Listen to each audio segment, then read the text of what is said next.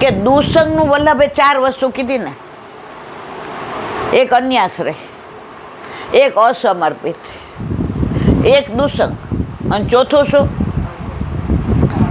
અસંગ વાર્તાલાપ. ખોટી કોઈ યારે વાતો કરી અને જીભને તો આપણે ઘસીએ છીએ, પણ એટલો સમય જીવનમાંથી ઘસાઈ જાય જે પાછો નથી આવતો. તમે ગુમાવેલું બધુંય પાછું મેળવી શકો, પણ એક ચારિત્ર અને સમય એકવાર જાય છે પછી ક્યારેય પાછો આવતો નથી. આપણે સમયની કિંમત સમજતા જ નથી.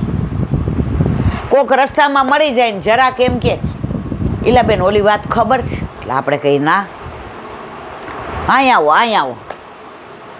આપણે અરરો આવું થયું, મને આગળથી કહો ને શું થયું હતું, અરર. હવે અડધો કલાક એની બગડી અને આપણી બગડી. શું કામ? અને આવો દુસંગ લાગે ને ત્યાં દૂર રહેવો. એનો દાખલો આજે મને સરસ મેં સાંભળ્યો. શિકારી હતો, એટલે રાજા એને એમ કે તું શિકાર કરીને બધું લઈ આવ. હવે ઓલાને શિકાર કરવો ગમે નહીં, કારણ કે એને સંગ રાતના ક્યાં જાય, એટલે શિકાર તો દિવસે થાય. એટલે રાતના ઓલી ભજન મંડળી હોય ને, ભલે મર્યાદા ભક્ત હતો પણ એને કૃષ્ણ બહુ ગમતો હતો. તો રાજના ઓલા બધા નરસિંહ મહેતાના ને મીરાબાઈના ને ભજન ગવાતા હોય ને, અને પેલા ગામડામાં એવું હતું, રાતના બધા અડધો કલાક ભજન કરે. આપણે ધોળ કહીએ, ભજન એટલે માતાજીના હોય ને કાનોડાના હોય ને મહાદેવના હોય. અને ગામડામાં હજી ઘણી જગ્યાએ ચોરા ઉપર ભજન થાય. એટલે એ બિચારો આખો દિવસ રાજાની સેવા કરે અને રાતના થાકે એટલે ક્યાં જાય, અહીં ભજનમાં બેસે. અને ભજનમાં બેસે એવો રાજી થાય, હરી તારા છે 1000 નામ, કયે નામે લખવી કંકોતરી, રોજ બદલે મુકામ, કયે નામે લખવી કંકોતરી. કોઈ તને રામ કહે, કોઈ તને શ્યામ કહે, કોઈ કહે નંદનો કિશોર, કયે નામે લખવી કંકોતરી. હવે ભજન થતું હોય ને પૂરું થાય ને એટલે બાજુવાળાને પૂછે, એટલે ભગવાનનો 1000 નામ છે? ઓલા કે 1000થી વધુ છે. તો રોજ થોડા બોલતો હતો, મને એક યાર યાદ ન રહે, પણ મને તમે આ બધા નામ લ્યો છો ને, કાનુડો ને લાલો ને ગોપાલ ને ગોવિંદ ને કૃષ્ણ ને, મને અહીંથી ગમે છો, મને અહીંથી નહીં, મને અહીંથી હાવ ભોળો. એટલે બધા કે સારું અમે ગાઈએ તારે સાંભળવાનું. સવારે પાછો રાજાને ત્યાં જાય. રાજા કે તારા બાપા જે શિકાર કરતા હતા ને એવું તું નથી કરતો. આને શિકાર કરવો ગમે નહીં, કોઈને મારવું ન ગમે. હવે રાજા પૂછે શું કરી આવ્યો? આ જંગલમાં આ બાજુ ગયો ને ક્યાંય ન મળ્યું. વરસમાં એક શિકાર ન કરે, કારણ કે એનું ચિત્ત ઓલા જો સંગની અસર. તમે અહીંયા આવો ને તો તમારે લૌકિક કરવી હોય તોય ન થાય, તમારે કોઈના દોષ જોવા હોય તો ન જાય. અહીંયા તમારે ચૂપચાપ ન ગમતું હોય તો સાંભળવું જ પડે, છૂટકો જ નથી. પણ એ જ વસ્તુ રસ્તામાં આપણે 4-5 જણા મળ્યા હોય તો સત્સંગ કરીએ, પંચાયત કરીએ, હા ચૂકે છે કરીએ ને મારવાલા. એટલે જ વલ્લભે કહ્યું સેવાયામ વા કથાયામ વા. સેવા પહોંચી લ્યો પછી ગુણાનું વાત કરો. વાત પેલા શિકારીની કરતા હતા.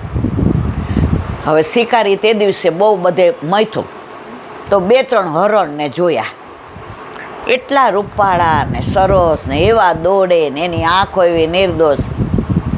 એ કે આપણે આનો શિકાર કરવો નથી. એ કે આ રાજા વેલો મોડો કાઢી મૂકશે તો કાંઈ વાંધો નહીં, આપણે કોકના ખેતરમાં મજૂરી કરશું, પણ આપણે આપણા હાથે કોઈને મારવું નથી. કેટલો શિકારી તોય એના વિચારો કેટલા શુદ્ધ. આપણે તો મોઢેથી કેટલાય મારી નાખતા છું બિચારાને. ઓલાને ખબર ન હોય એવી વાતો ઉપજાવીએ.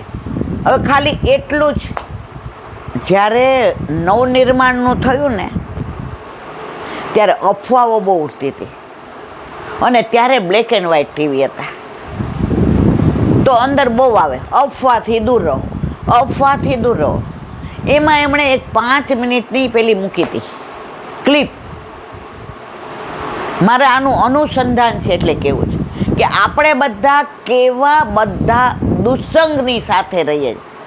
એ કે આ અફવા કેવી છે, એક ગાય ભડકી, એ ભડકીને એટલે દોડી. તો 2-3 છોકરાઓ હતા ને કોલેજિયન, એ કે તોફાન થયું, પથરા પડ્યા પથરા. હવે ગાય ભડકી હતી એટલે દોડી અને આ 3-4 છોકરાઓએ તોફાન કરવા માટે તોફાન થયું, પથરા પડ્યા, બધા ઘર બંધ કરી રહ્યા હતો. બીજા 10 બહાર નીકળ્યા, કોઈ બહાર નીકળતા નહીં. પાછું તોફાન થયું છે, અહીંયા બંદૂક ફૂટશે, અહીંયા પોલીસ આવી છે, બધા ધડાધડ બંધ. ત્યાં એસપી આવ્યા, ગાડીમાંથી ઉતર્યા. ઓલા બેને પૂછ, બતાવ ક્યાં તોફાન થયું છે, આમાં ક્યાં પથરા છે. મોથી પકડી, સાચું બોલ. ચલો નાનો હતો ને 16 વર્ષનો, કોલેજના પહેલા વર્ષમાં, એ બી ગયો. ખાલી બંદૂક બતાવી, એ બી ગયો. ક્યાં તોફાન થયું, ક્યાં? એ કે ક્યાંય તોફાન ન થયું, આ ગાય ભડકી ને. તો આ નિલેશભાઈ મને કીધું, હાલ આપણે એ કે તોફાન કરાવીએ. અને એ કે ગાય દોડીને અમે પાછળ દોડીને. એ કે આવી અફવા ફેલાવો છે. આપણે બધાવાળા છીએ, જરા કોકની વાત કરે ને ઓલાને એટલો રગડી નાખીએ, એટલો રગડી નાખીએ જીવા જેવું. તો આ શિકારીએ વિચાર કર્યો કે મારે હરણું સરસ છે, એનું બચ્ચું પાછળ દોડીને નામ કરે છે, દોડીને નામ કરે છે. રાજા કાઢી મૂકશે તો જેણે મને દાંત આપ્યા છે ને એ ચાવણું આપવાના જ છે. મારે મારા પેટની ચિંતા કરવાની જરૂર નથી, મારે શિકાર કરવો નથી. હવે ફરીને થાકી ગયો. હવે ઘરેથી ને એના વહુ એને રોટલો ને શાક આપે અને ભેગું પાણી હતું. એક ઝાડ નીચે બેઠા, ખાધું, પાણી પીધું. હવે સવારના રખડતો થાય. આપણે ખાઈએ એટલે આંખો ભારે થાય, મારી કે તમારી. એટલે ત્યાં એણે પથરો જોયો કે થોડીક વાર આરામ કરી લો. હવે આ બધું એક હંસ જોતો હતો કે આ દોડાદોડી કરે છે, શિકાર સામે છે, બછરું હરણનું સામે છે, પણ આ શિકાર કરતો નથી. આ કેવો સાત્વિક શિકારી છે. નહીં તો ધારત તો બેયનો શિકાર કરીને રાજા પાસે લઈ જાત તો રાજા એનો પગાર વધારત કે નહીં. હવે શું તો ખાધું તું અને સાત્વિક હતો, તરત હોઈ ગયો. હવે શિકાર ઓલા હંસે વિચાર કર્યો, તડકો ઉપર આવ્યો છે અને જો આ સૂર્યનારાયણ ગ્રીષ્મ ઋતુમાં આટલા તપશે તો આને થોડીક વાર ઝોકવું આવ્યું છે ને ઉઠી જશે. એટલે હંસે વૃક્ષ ઉપર ચડી અને પંખ પસારી દીધા. એવી રીતે પંખ પસાર્યા કે ઓલો જે શિકારી થાકેલો હતો એને આવ્યો સરસ ઊંઘ આવી, એવી સરસ ઊંઘ આવી. ત્યાં કાગડો આવ્યો. બધે કાગડા હોય જ હો મારવાલા, પણ હંસે સમજવું જોઈએ. જો કાગડાની દોસ્તી થઈ જાય ને આનું પરિણામ જોજો. હવે કાગડો આવ્યો, એ કેવા આ હંસ તો બહુ સારી સેવા કરે છે. કોઈક સારું કરતો હોય ને તો કાગડા જેવા લોકો હોય ને એને ગમે નહીં. એ એનું પોત પ્રકાશા વિના ન રહે. અને કાગડા છે ને એવું બોલે ને કાઉ કાઉ કોઈને ગમે નહીં. કોયલ બધાને ગમે, કાગડા ગમે, પણ ઘણાય દુનિયામાં કાગડા હોય. ન બોલવાનુંય બોલે ને બોલવાનુંય બોલે. શબ્દો સારા ન નીકળે તો કાંઈ નહીં. ઓલા મીરાબાઈને બધા ઉલટાય કહેતા, કેટલું ગંદુ બોલતા. મીરાબાઈ કે જેની પાસે જે હોય એ બોલે, મારે કોઈને જવાબ દેવો નથી. એટલે કાગડાને ઈર્ષા થઈ. આ તો જો કેવું આમ કોણ એ હકણો ન રહ્યો, જઈને શું કર્યું. એટલે ઓલો બિચારો સૂતો હતો, મોઢું ખુલ્લું હતું, તો ઓલો કાગડાએ શું કર્યું એટલે સમજી ગયા ને. હવે શિકારી અત્યાર સુધી આમ પેલો હતો. હવે કાગડો લુચ્ચો કેવો, આવા લોકો છે ને કોકનું ખરાબ કરીને છૂટી જાય ને બીજાનું નામ આવી જાય. આ દુનિયાનો નિયમ છે, ચડાવી દે બીજાને. હવે ઓલા આંખ ખોલીને તો હંસ બેઠો હતો, કાગડો ઉડી ગયો હતો. અત્યાર સુધી કોઈ દી શિકાર નહોતો કર્યો, પણ હંમેશા માણસને ભૂખ લાગી હોય ત્યારે બહુ ગુસ્સો આવે, અને ઊંઘ આવતી હોય ત્યારે. હવે ઊંઘ ઉડાડી, ઊંઘમાં એણે તીર છોડ્યું અને હંસને લાગી ગયો ને હંસ મરી ગયો. જો સારું કરવા હંસ ગયો, પણ એણે શું કરવાનું જરૂર હતી? કાગડો આવ્યો ને તે ઊભા થઈ જવાની જરૂર હતી. જો હંસ ઉડી ગયો હોત તો કાગડાનો સ્પર્શ એને થયો, કાગડો કાંકા કરતો હતો, કાગડો એને હેરાન કરતો હતો, છતાંય એ ઊભો ના થયો તો સહન કોને કરવાનું આવ્યું? તો સાત્વિક લોકો હોય ને એને આવા કાગડાઓ હેરાન કરે ને તો ત્યાંથી ઊભું થઈ જવાય, નહીતર આપણો બગાડ થતા વાર લાગતી નથી. અને આ બધો બગાડ સાંભળીએ ને તો આપણા વિચારો પણ બદલાતા વાર લાગતી નથી. આજે જ કહેતા હતા કે આપણને વધુમાં વધુ છે ને આપણે ચિંતા છે જ નહીં, કારણ કે વલ્લભે નવરત્નમાં સ્પષ્ટ આજ્ઞા કરી છે, ચિંતા કાપી ન કાર્ય નિવેદિતાત્મ કદાપિતિ ભગવાન અપી પુષ્ટિસો ન કરીષ્યતિ લૌકિકમ છે. આટલો વિશ્વાસ આપણને અપાવ્યો, છતાં હું તમે આપણે બધા ચિંતા કરીએ છીએ કે નહીં? ખોખણા રહે છે. નાની નાની વાતમાં ચિંતા, જે વસ્તુ થઈ ન હોય એની ચિંતા. તો 4 જાતની ચિંતા.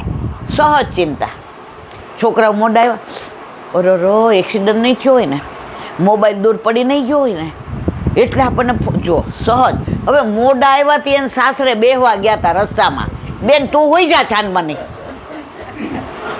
ખરો ખોટો? પણ આપણે ચિંતા કરી અને આપણા ચિત્તમાંથી એટલો સમય ચિત્ત ચોર ગયો, ઠાકોરજી ગયા, એની લીલા ગઈ.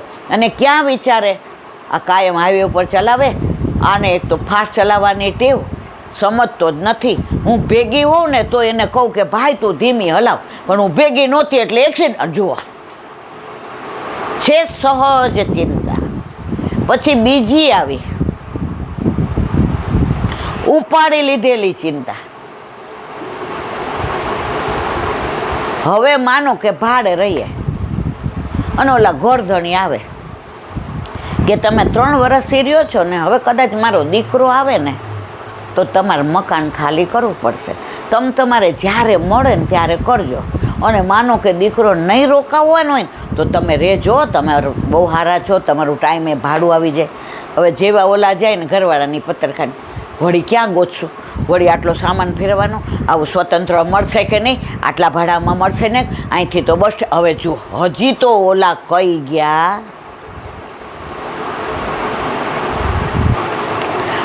તો સહજ ચિંતા. પછી ઓઢી લીધેલી ચિંતા.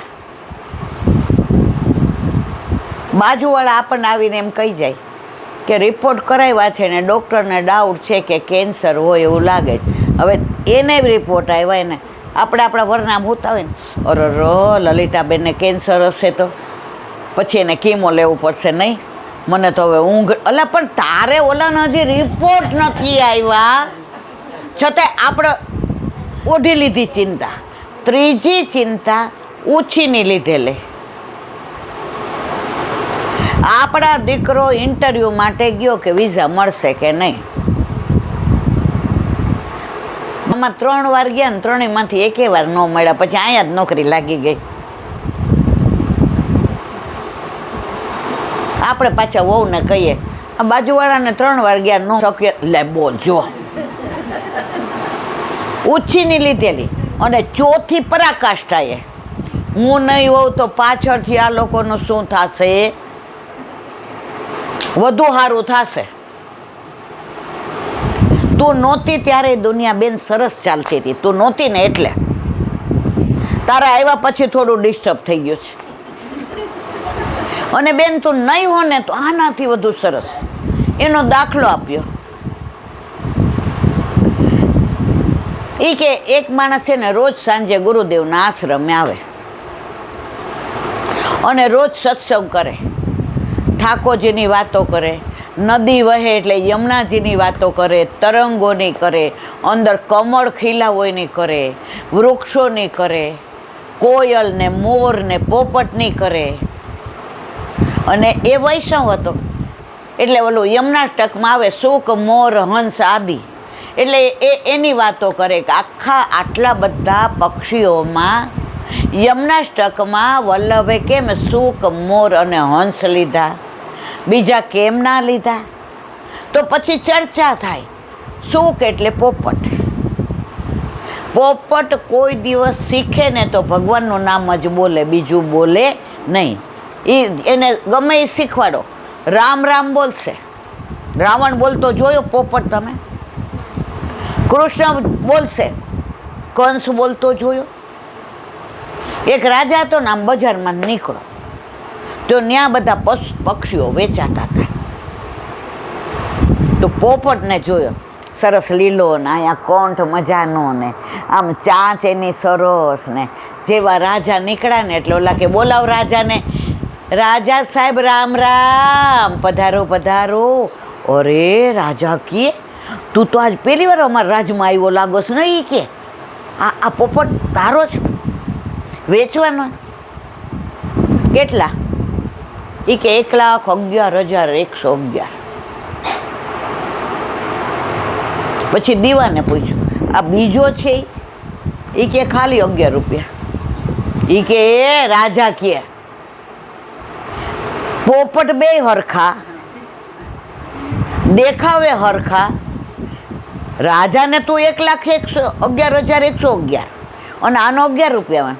એ કે લઈ જાઓ પછી ખબર પડે. નીમડે વખાણ, લાડી ગાડીના નીમડે વખાણ.